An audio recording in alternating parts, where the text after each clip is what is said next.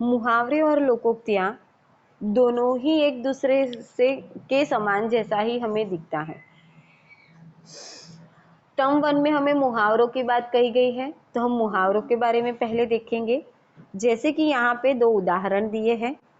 एक उदाहरण दिया है कि आँख बिछाना, यानी आँख बिछाना, आँखों का तारा होना, कान भरना, कान पर जूं न रेंगना।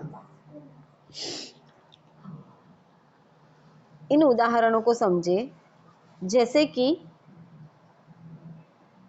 उपयुक्त चित्रों में शरीर के इन अंगों को किसी विशेष अर्थ के लिए प्रयुक्त किया गया है।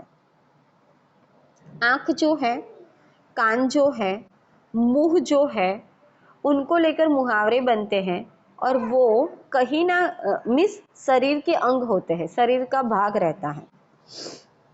भाषा में इस प्रकार के प्रयोग को मुहावरा कहते हैं, जिसके प्रयोग से भाषा अधिक प्रभावशाली और सजीव बनती है। सजीव यानी जीवित बनती है। कहाँ पे मुहावरों का प्रयोग कर सकते हो? जैसे कि आप कोई अनुच्छेद लिख रहे हो, कोई गद्य लिख रहे हो, तो उसके अंदर आप मुहावरों का प्रयोग कर सकते हो। किसी काव्य की पंक्ति का प्रयोग कर सकते हो, कोई दोहे का प्रयोग कर सकते हो। पत्र के अंदर पत्र लिख रहे हो और ऐसा कोई मुहावरा बन बैठता अगर आपको मिलता है तो आप वहां पर भी एक ही मुहावरे का प्रयोग कर सकते हो। कोई निबंध लेखन यानी ऐसे लिखने बैठे हो, वहां पर भी आप मुहावरे, पंक्ति, दोहों का प्रयोग कर सकते हो। मुहावरों की परिभाषा देखेंगे। जैसे वाक्यांश जो अपने सामान्य अर्थ से अलग किसी विशेष अर्थ का बोध कराते हैं, उसे मुहावरे कहते हैं। ऐसे वाक्यांश जो अपने सामान्य अर्थ से, सिंपल वर्ड से एक विशेष अर्थ का बोध कराते हैं, उसको मुहावरे कहते हैं। एक है सामान्य अर्थ से अलग किसी विशेष अर्थ के बारे में बताना, सामान्य अर्थ से किसी विशेष अर्थ के बारे में बताना, उसको मुहावरा कहते हैं। सिंपल। मुहावरे वाक्यांश के रूप में प्रयोग होते हैं। ये स्वतंत्र वाक्य के रूप में प्रयुक्त नहीं होते क्योंकि वो बंधे हुए होते हैं। मुहावरों का शब्दार्थ न लेकर उनका विशिष्ट अर्थ लिया जाता है। कैसे, मैं भी वो बताती हूँ। देखो,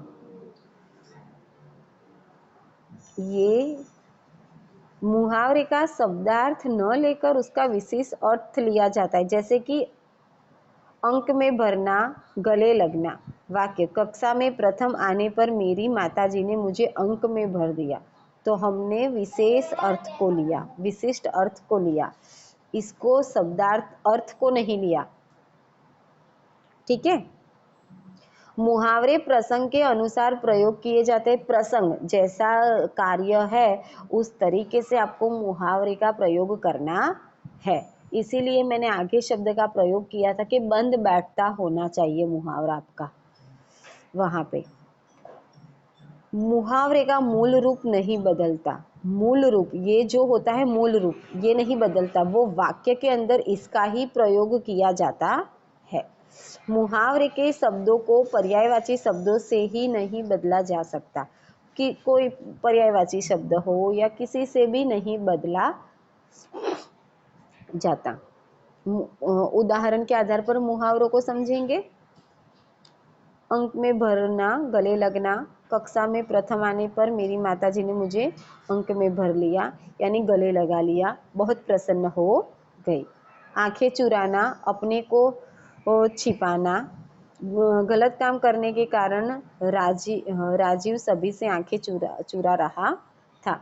वाक्य आप कोई भी बनाओ, लेकिन अर्थ ये होना चाहिए, ये वाला नहीं, ये नहीं, ये ही आना चाहिए वाक्य के अंदर।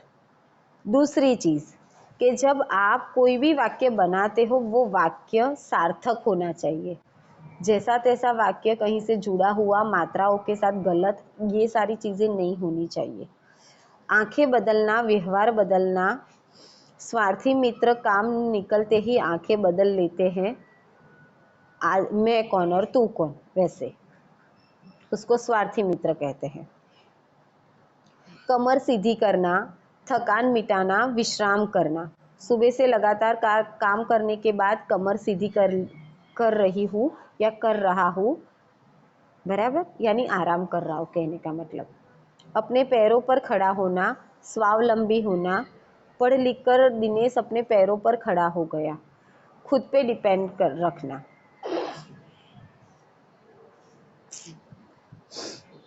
Second page.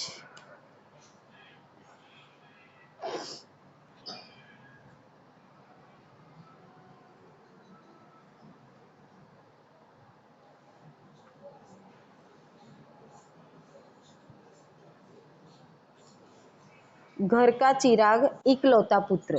एक ही लड़का होता है जिनको भले एक बहन हो लेकिन एक ही लड़का होता है तो वो घर का चिराग माना जाता है, घर की रोशनी मानी जाती है, बराबर। मोहन अपने माता पिता के घर का चिराग है। चिराग का अर्थ होना कि एक प्रकार का दीपक, मिस एक ही चीज़ को हम ऐसा कहते हैं, ये मेरा घर का चिराग है, मेरा रोशन है।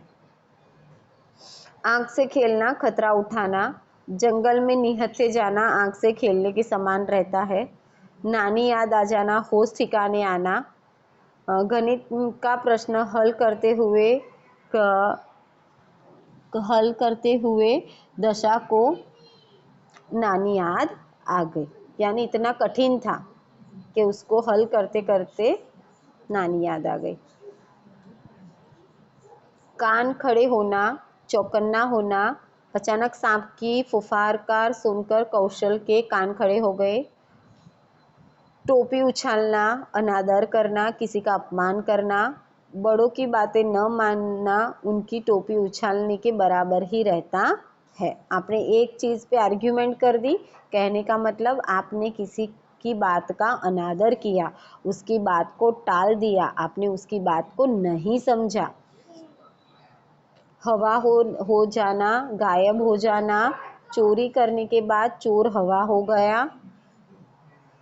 धुन का पक्का होना, निश्चय पर दृढ़ रहना। सिद्धार्थ अपनी धुन का पक्का है, इस बार अवश्य सफलता प्राप्त करेगा ही और करेगा ही।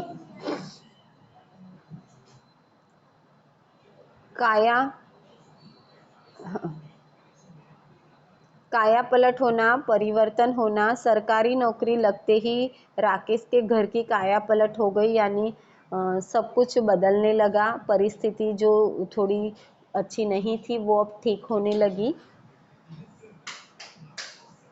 थाली का बैंगन होना, लाभ हानि देखकर पक्ष बदलना। कभी इसके साथ लाभ है तो वहाँ चले जाओ, कभी उसके साथ फायदा है तो वहाँ चले जाओ, यानी पार्टी बदलते रहना। राजेश तो थाली का बैंगन है, वह अपने स्वार्थ के अनुसार व्यवहार करता है और वहीं पे वो जाता है। तूती बोलना यानी धाक बैठाना।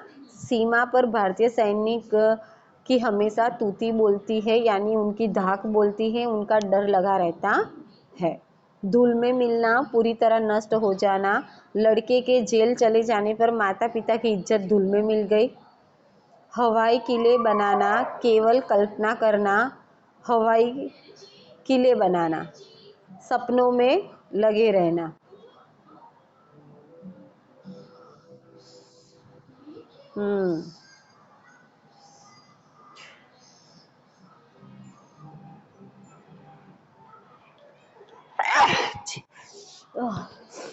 सॉरी।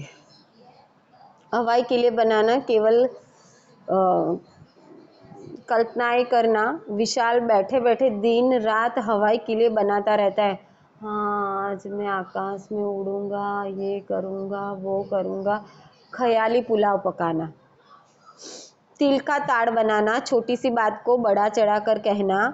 बात मामूली सी लेकिन तिल का ताड़ बना दिया, किसी ने उस बात को एक्सप्लेन करते वक्त इतना लंबा चौड़ा कर दिया, और वैसे भी वैसा ही होता है। भीगी बिल्ली बनना, डर के कारण दबकर रहना। वाक्य, रंगे हाथ पकड़े जाने पर चोर भीगी बिल्ली बनकर बैठ गया। कोई चीज़ से हम पकड़े जाते हैं या हमारे गलत काम हमारा पकड़ा जाता है तब हम भीगी बिल्ली बन जाते हैं, डर के कारण दबकर बैठ जाते हैं, वहाँ पे हम कुछ नहीं बोल सकते, वैसा हाल हमारा होता है।